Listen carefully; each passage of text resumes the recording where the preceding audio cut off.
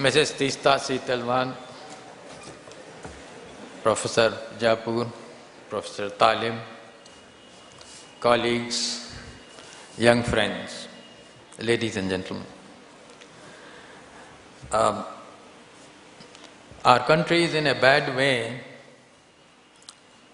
and when I think of Modi's and Amit Shah's and Bhagwat's and others, I feel depressed. But then I think of Teesta Seetalwan and I think better of this country.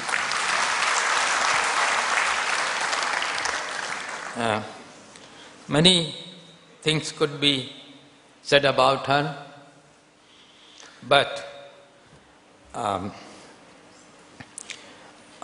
what particularly irritates the BJP is what particularly gratifies all who want civilization to prevail in this country. She was there in Gujarat when the massacres occurred in 2002. She was on the spot.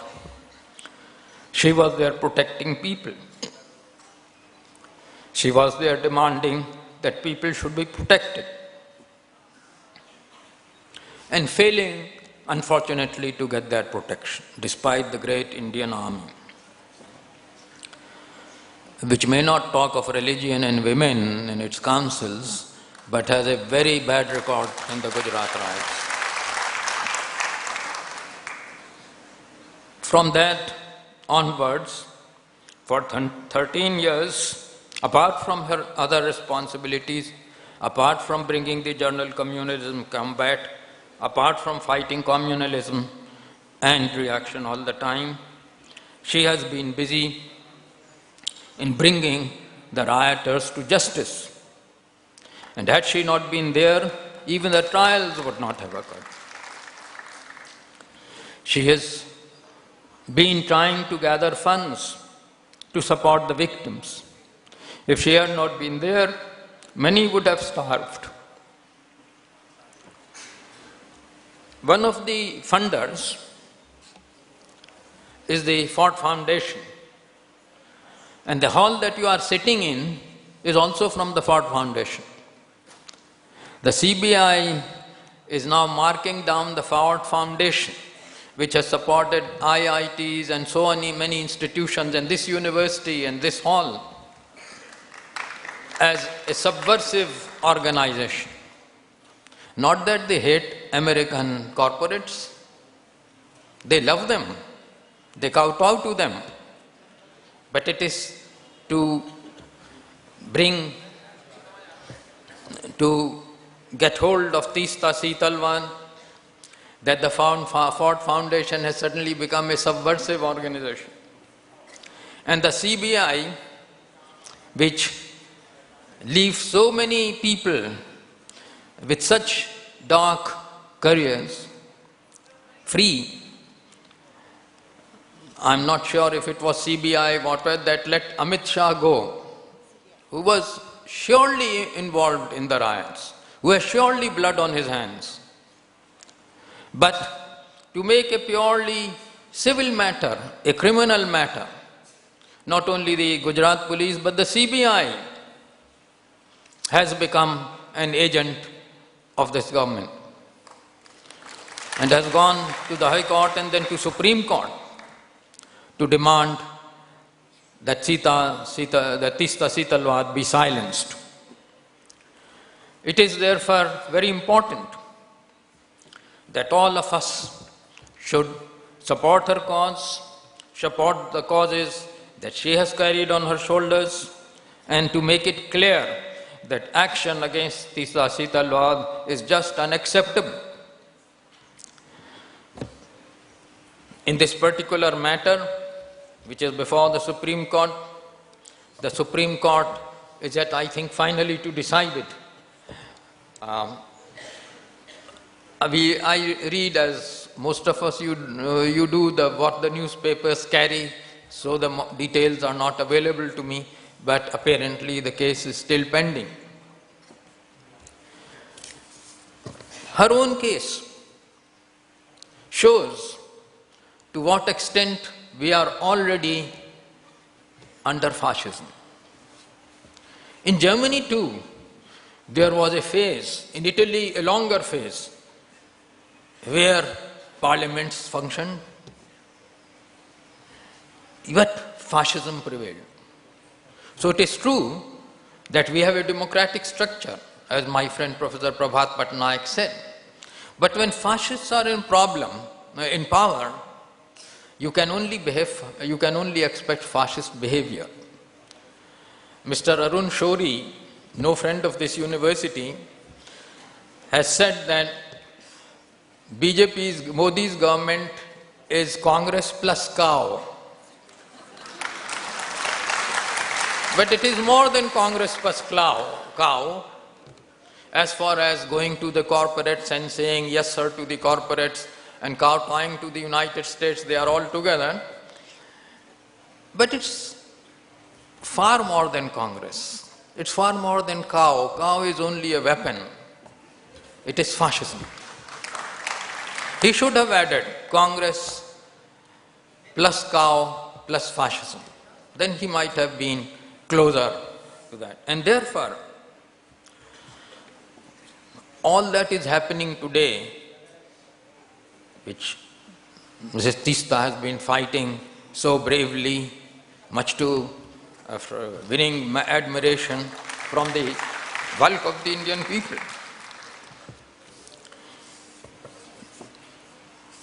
What she is fighting against is really fascism.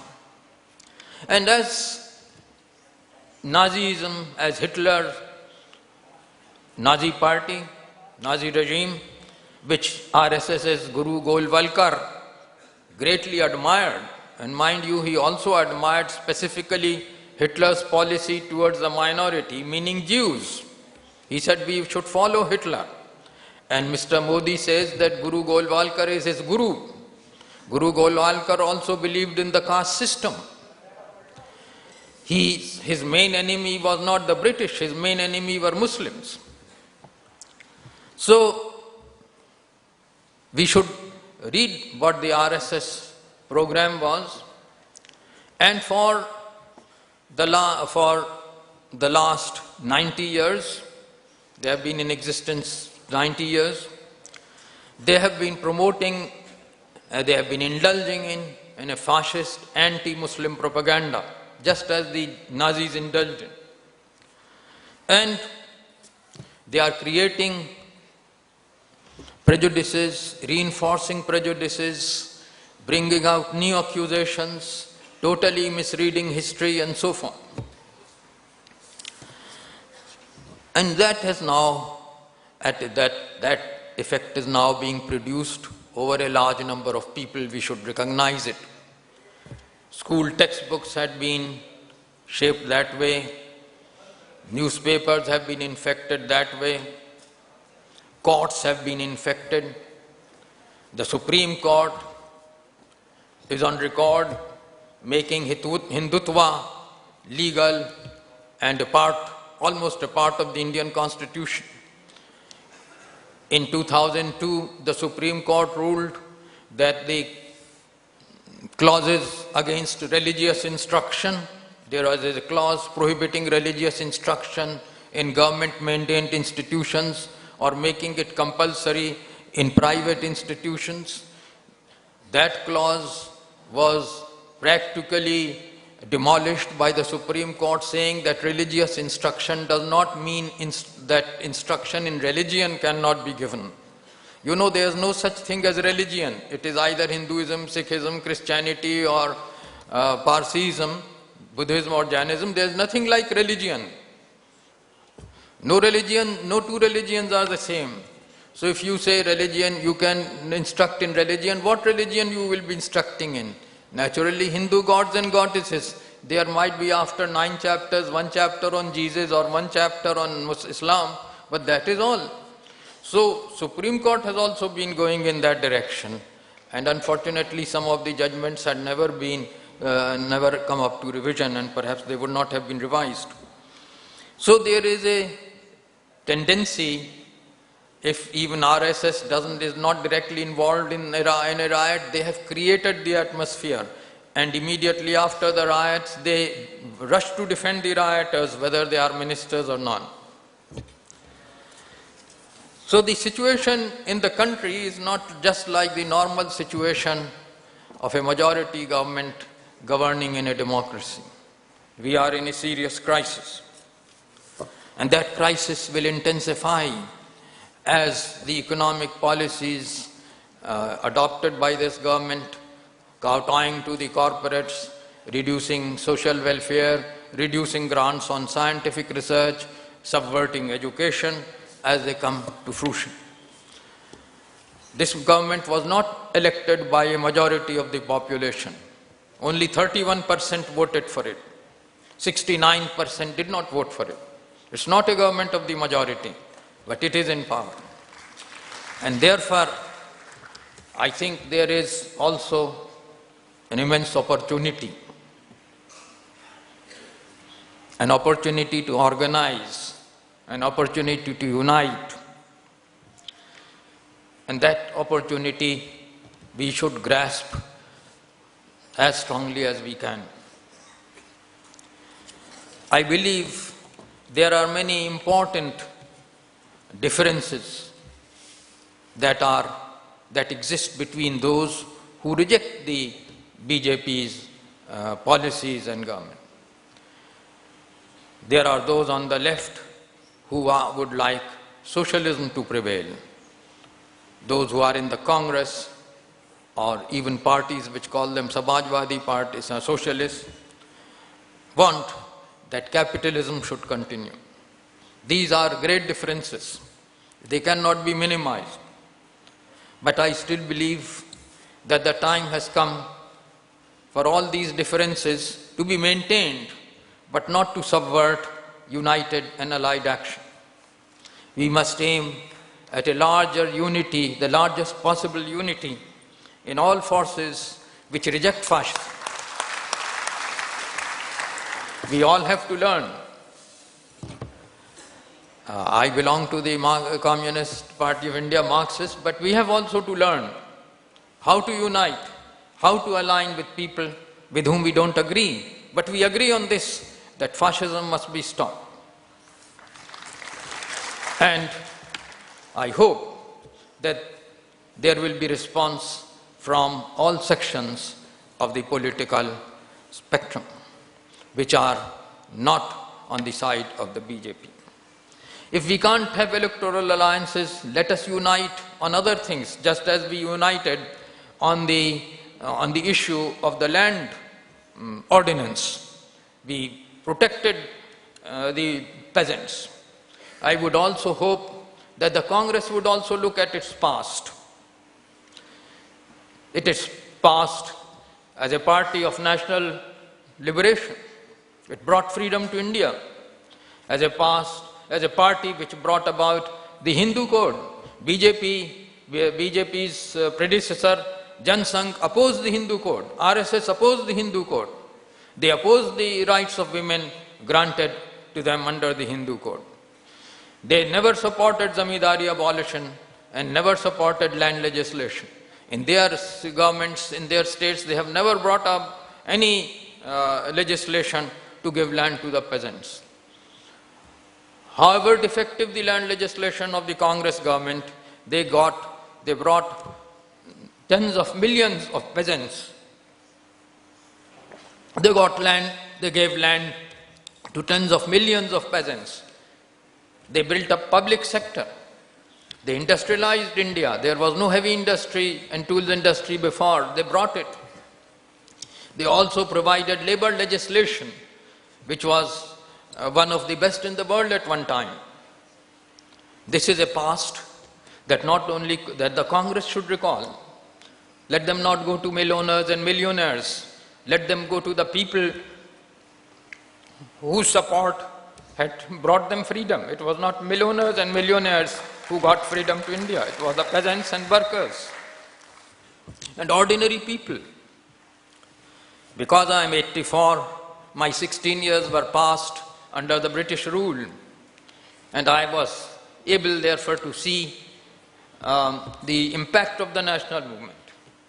Gandhiji's fast and its consequences and his assassination, and the vast crowds in India which shouted that the RSS and Mahasabha leaders should be hanged.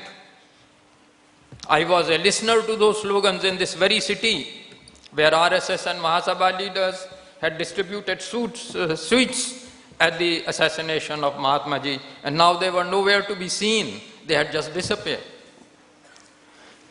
So, what Gandhiji did, we cannot do, we are ordinary individuals.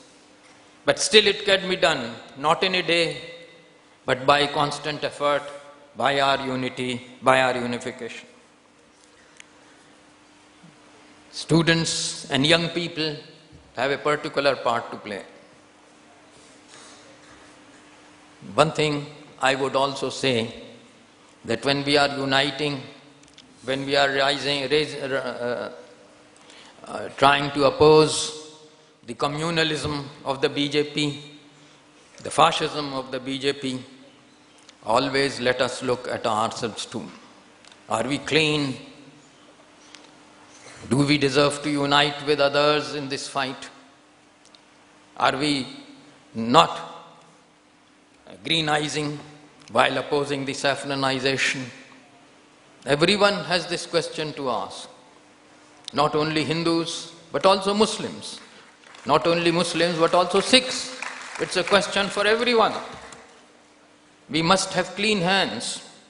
So there is a very big responsibility on the hands of everyone, on the shoulders of everyone. We have to unite, and we have to look at ourselves also, and we have to see how best we can proceed so that not only the country but also the people, both the majority and the minority. Majority is as much a victim of this fascism. None of the three rationalists who were killed belong to a minority. None of the three. The 500 scientists who have signed now, I believe the number has gone to 500. They include government servants. How many of them are Muslims? So, the alliance, the unity we are after is the unity of the majority. I don't believe in a silent majority. The majority is not silent. It also shows its will by its vote. We are all therefore very excited about Bihar. And I don't know whether Pakistan will be joyful about BJP's loss in Bihar. But Mrs. Seetalwad, I am sure, will be even more joyful than I can be. So let us tell Amit Shah, I hope the Bihar voters will tell him that the country, not only Pakistan, but the whole of India will be in joy if Bihar throws you out. Thank you.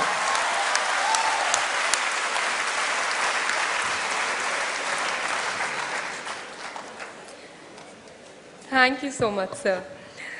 Now I'd request Professor Parvez Taleh, under whose guidance we were able to organize this session, to give a vote of thanks. Sir.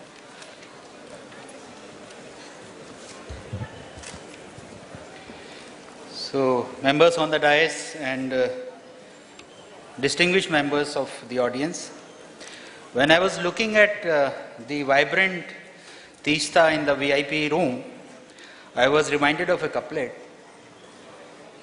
and it says, सवाल ये है कि फूलों को क्यों हंसी आई, सवाल ये है कि फूलों को क्यों हंसी आई, जवाब ये है कि कांटों ने गुदगुदाया है.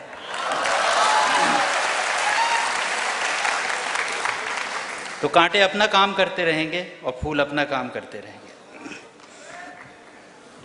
So I thank Teesta ma'am for making it to Aligarh, and then I also thank her for the message of hope that she shared with us and the powerful message she gave to the students community that it's a long drawn battle that they have.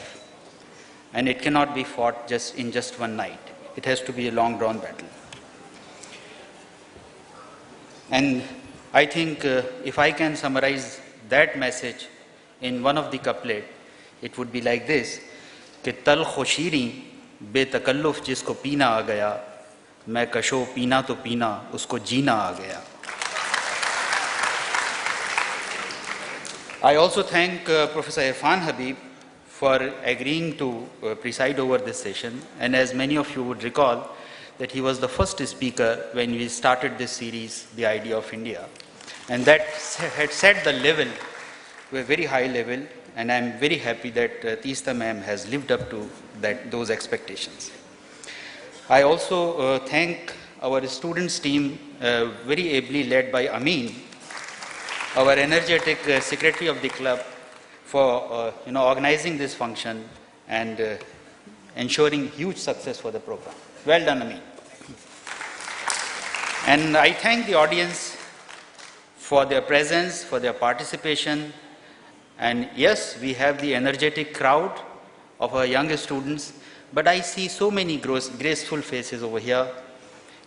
In fact, I may miss out some of them, but I would like to mention at least some of them, especially Professor Mrs. Saira Habib, who is sitting amongst us, and Tariq Saab is here. Dr. Mohsin Raza is here, who was the first president of the Students' Union in 1964. Mohsin Raza Saab, if you can stand up, please, just for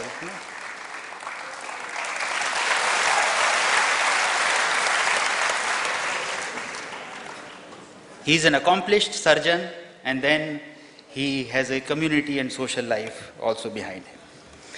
And likewise, many others. Professor Durrani is there, Salahuddin Qureshi Sahib is there. So I thank all of you for making it. Masood Sahib is here. So for making it to Aligarh, Saeed Sahib and all. And I hope we will organize many such programs and we will be blessed with such participation. Thank you very much. Thank you.